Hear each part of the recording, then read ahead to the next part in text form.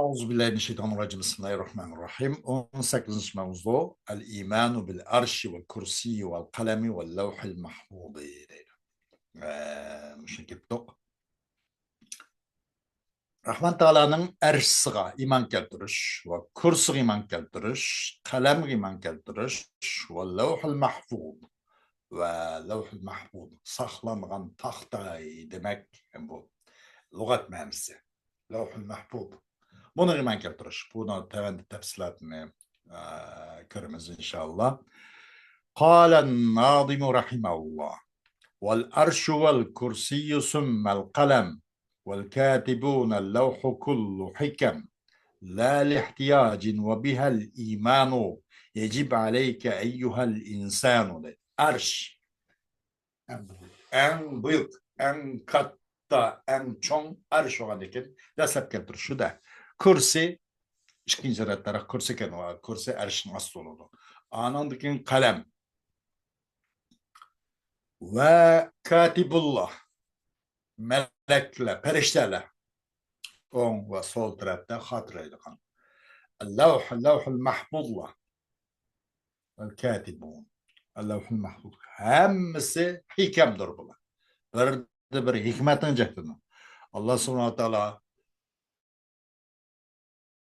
bunu bir kalemde o katiplerini nıkılışta unutup kalıp manda sana yüzlerle isim çıkıp gidip kalıp diş düşünemez. Kürsüde nıkılışı bir yer çarçap kalıp manda kışlanacak demez. Demek hemisi hikemdir. Onun bir hikmetliktir. Allah'a bir hikmet var demek. La lihtiyacın. Emez onun bir ihtiyacı çıkıp emez. Ona hikmet var. Ve biha el-iman. Aş yukarıkının hemmisiga arş, kursi, kalem, levh-i mahfuzdan ibaret hemmisi çoğu iman keltiriş vacip oldu.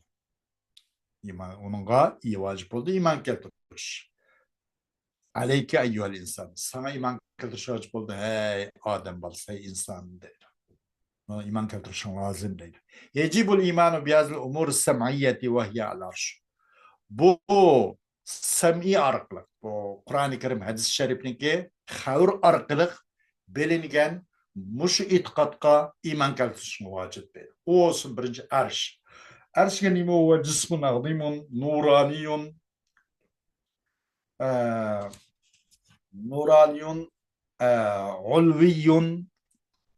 ulviyun فوق العالم تحمله ملائكة أربعة في الدنيا وثمانية في الآخرة قال تعالى ويحمل عرش ربك فوقهم يومئذ ثمانية وعرش نيمو çoğun bir cisim nurani nurluk cisim ulvi en üstüde arşın üstü binası yok arşın aslen kursu ve bu amandak en yukarısı arşı ulvi Aleviye mesela ulvi yani Anavusla ve Karınusla Alevi de kapısın ulvi en üstün.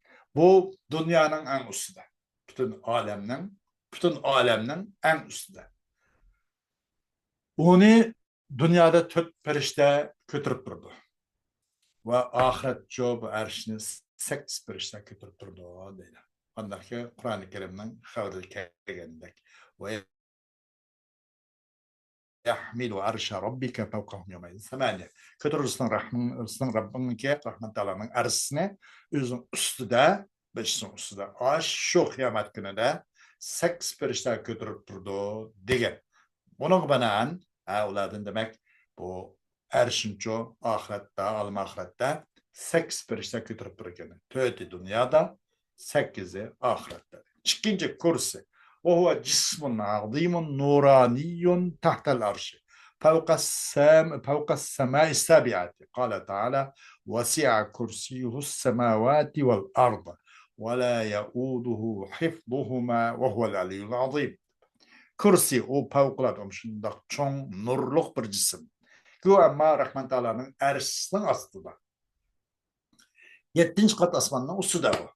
Kandak Kur'an-ı Kerim haber vergendek. Nemde de Ken oldu Rahman Teala'nın kursi asmalladı mıken, zımın demeken.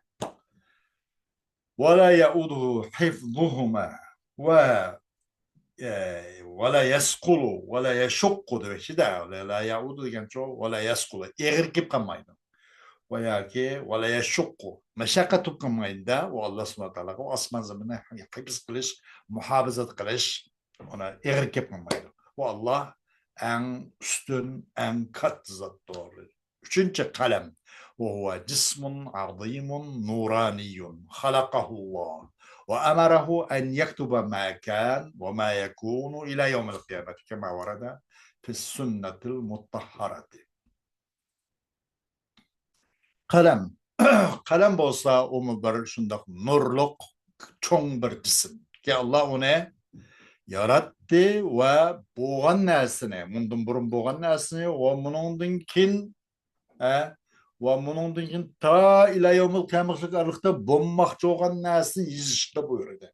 Yarattı Allah subhanahu teala bu boğan nesini. Bunun kin ta ila yevmil kıyametlik bommakçı olan nesini yüzüşte buyurdu. Andaki sünnet-i mutahharada hadis-i şerif kelgendektir. El-katibuna. El-katibun ve humul melaiketul ketebetu. Minhum men yektubu منهم من يكتب أفعال العباد ومنهم من يكتب من اللوح المحفوظ بصحف الملائكة لتنفيذها. كاتب الله ولا kimse melaik perişteler ki yazıdığın ketebe sığ mübalağa. Ulanın vazifesi yazı durgan bendilerin mama amalını yazı durgan gece ve gündüz her daim yazı durgan perişteler. Uladın bendilerinin kılmış hareketlerini yazdık Allah'a ve uladın çoğu levh-ül mahfuzdın yazdık Allah'a. Levh-ül mahfuzdın yazdık Allah'a şu melaiklerinin ki nimelerinde suhuflarda onu icra kılış için afal neço icra kılış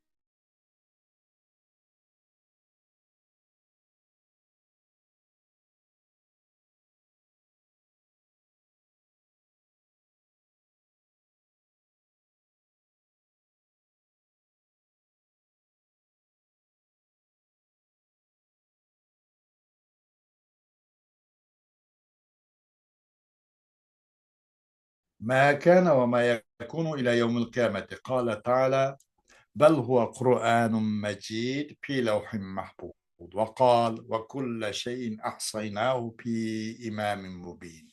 لوح المحفوظ o bir cisim ki nimbolodo yazdı şu cisimde yazdı ya ki o cisimde kalem yazdı. Allah'ın ruhsatlan bu boğan nesinin özünü yazdı. Kıyamet kadar aralıkta bulmakçı olan nesinin özünü yazdığın bir cisim. Kalem yazgan cisim. Bu levh-i mahfuz.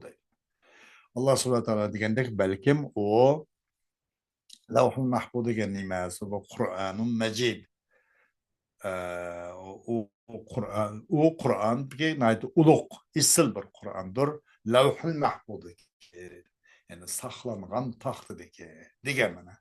Levh-i mahfuz Kur'an-ı Kerim'den üzere ayet-i kerimde sarahatten neslemeninde kegen pi levh-i mahfuz derdir. Vadi de Allah subhanahu teala her kandak nesin üzerine biz imamın mübindikini levh-i mahfuzda biz onu koruşap onun sansipirleri, sabıtlarını hep saklaymayız derdir. Fakulle şeyin aksaynahu pi imam mübin.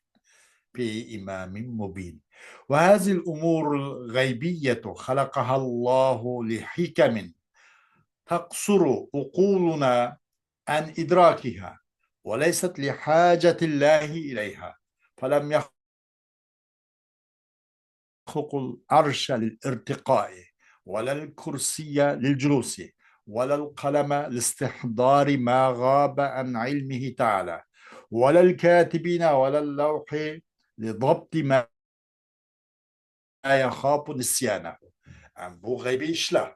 Bunu Allah subhanahu teala bizning aqlimiz onu bilishdan, idrok qilishdan yetersizlik qiladigan, o aqlimiz uni uchun ojiz kelib qoladigan, uni bilolmaydigan shunday sirliq bir hikmatni jihatni yaratdi buni Allah subhanahu teala. Ammo Allah subhanahu teala'nın yaratışı Allah'ın bir ihtiyoji chiqib emas. Allah subhanahu taala erşini yuqurmada örlep çıkıp, onun için aşın üstüde hükümranlık kılveriş için yaratmadı. Kürsünün üstüde oturuluş için, kalemni onun ilmidin çoğu, ilmi ihatedin, gayip boğan nesine, hazır tutuluş için, istin kötülük kalması için, mandak yaratıp koygan emez. Katibi levhini çoğu, onu unutup kılıştın, korkup, şu nesin kontrol kılış için, mandak yazmadı. Bunu yaratmadı. Bunu yaratıştı. Bizning aqlimiz yetmaydigan bir bunday sirliq, hikmatni jakini yaratdi deydi. Hukmul imani bima sabaq. Endi yuqorqi mushu 5 itiqodga mushun iymon keltirish bu nima deydi? Hukmul imani bima sabaq. Yuqorqi narsaga iymonning hukmi. Yuqorqi mushu 5 narsaga qaysi o deganda arshi, kursi, qalam va lavhul mahfuz. To'rt mushun iymon keltirish qanday? 5 mi o ya? Arshi, kursi, kalem, katibun, levhul mahfuz. Muş beş.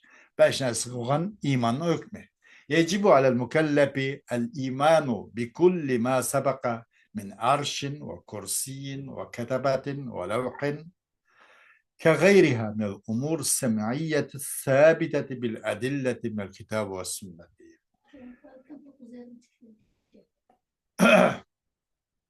Vacip oldu mükellef ki iman keltiriş.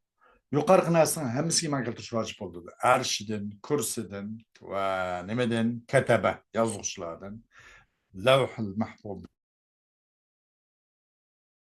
va buning boshqasiga va buni boshqalardan masalan sam'iy ishlardan iborat. Ki sabit bo'lgan bu kitob sunnatda bo'lgan dalillar bilan shu sabit bo'lgan sam'iy ishlardan iborat bunga iymon keltirish mukallafga vojib bo'ladi deydi.